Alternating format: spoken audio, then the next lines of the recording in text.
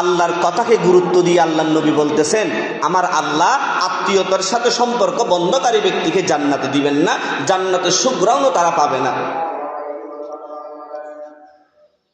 তো এই জন্য আমাদের উচিত আত্মীয়তার সম্পর্ক যদি বন্ধ হয়ে যায় তারা আবার চালু করা, আত্মীয়তার সম্পর্ক আরো গভীর করা।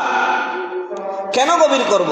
এটার ব্যাপারে আল্লাহ রাসূল খুলাসা করে বলে দিয়েছেন যে ক্বালা রাসূলুল্লাহি সাল্লাল্লাহু আলাইহি ওয়াসাল্লাম, নূরানী নবীর নূরানী জবান মোবারক দ্বারা বলতেছেন।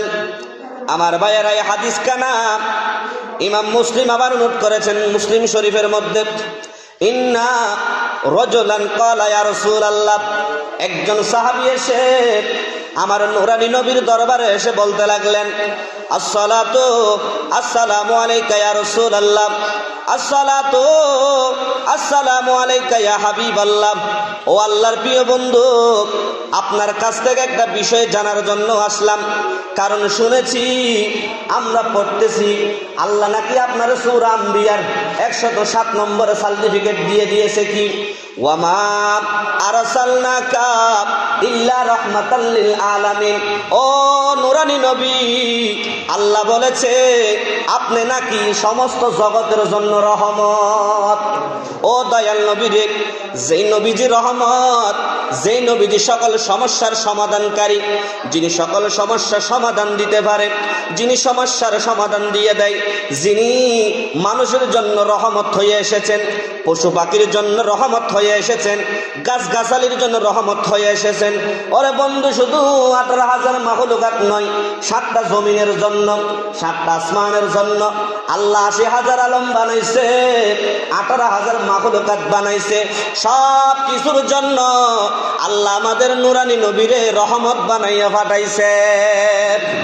ও রহমতের নবী, আমার প্রশ্ন হলো, ইন্নালি করায়াতাম ইন্নালি করাবাতান ওয়াসিলুহুম ওয়া ইয়াকতাউনানি ওয়া উহসিনা ইলাইহিম।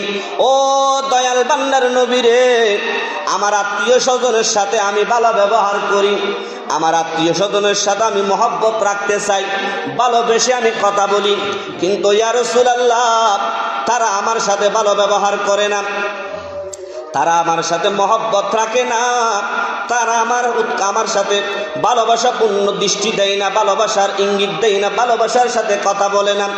নবীরে, আমি সব সময় তাদেরকে মহব্বত করি, তারা আমারে মহব্বত করে না। আমি তাদেরকে ভালোবাসি, কিন্তু তারা আমাকে ভালোবাসে না। আমি তাদের মহব্বত করি, কিন্তু তারা আমাকে মহব্বত করে না।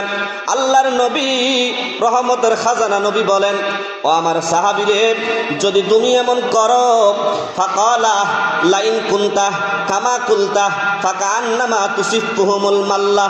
ও আমার সাহাবী, তুমি যদি এমন করে থাকো, তুমি ভালো ব্যবহার করো কিন্তু ভালো ব্যবহার খাও না, তুমি কিন্তু খাওয়াও, তারা তোমারে খাওয়াই না, তুমি ভালোবাসার মতো কথা বলো, তারা ভালোবাসাপূর্ণ কথা বলে না। আমার সাহাবীরে, তাহলে তুমি মনে রাখো, ওয়ালা ইয়াজালু মাআকা মিনাল্লাহ যহিরুন আলাইহিম।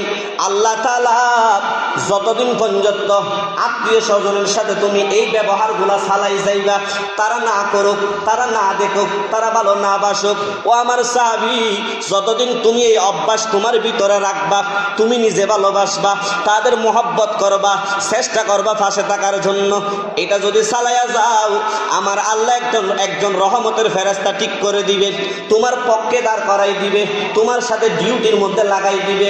ওই ফেরেশতা কিয়ামত পর্যন্ত, অর্থাৎ মৃত্যুর আগ পর্যন্ত তুমি যদি এই অভ্যাসখানা রাখো, ওই ফেরেশতা তোমার পক্ষ থেকে যারা তোমাদের মহব্বত করে না তাদের কথার জবাব দিবে, তারা যদি তোমারে গালি দেয় গালির জবাব দিবে, তারা যদি তোমারে মারে মারার জবাব দিবে।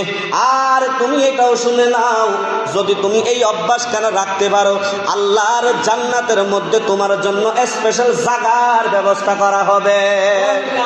কারণ তুমি রব্বুল আলামিনের কথা মানছো, রব্বুল আলামিনের হুকুম মেনেছো। আত্মীয়তার সম্পর্ক তারা বন্ধ করতে চাই, কিন্তু তুমি বন্ধ করো নাই। এই জন্য তাহলে আল্লাহর কোরআনের আয়াতে আল্লাহ বলেন, যে আত্মীয় স্বজনের সাথে সুসম্পর্ক রাখো, তাদের সাথে সম্পর্ক গভীর করো। তারা তোমাকে ভালো না বাসুক, তুমি তাদের ভালোবাসো। তারা তোমাকে মহব্বত না করুক, তুমি তাদের মহব্বত করো। তারা তোমাকে দাওয়াত না দুক, তুমি তাদেরকে দাওয়াত দাও। যদি আপনার ভিতরে আত্মীয়তার প্রতি, আত্মীয় স্বজনের প্রতি এই মহব্বত কেন সবসময় পজিটিভ থাকে, আল্লাহ রব্বুল আলামিনের রহমত সবসময় আপনার জন্য বরাদ্দ থাকবে। সুবহানাল্লাহি ওয়া বিহামদিহি, সুবহানাল্লাহিল আলিয়্যিল আযীম ওয়া বিহামদিহি আস্তাগফিরুল্লাহ। আল্লাহর হাবিব এবং আল্লাহ আত্মীয় স্বজনের পক্ষে নিয়েছেন, আমাদেরও উচিত আত্মীয় স্বজনের পক্ষে থাকার। জোরে বলুন না সুবহানাল্লাহ। তাহলে আত্মীয়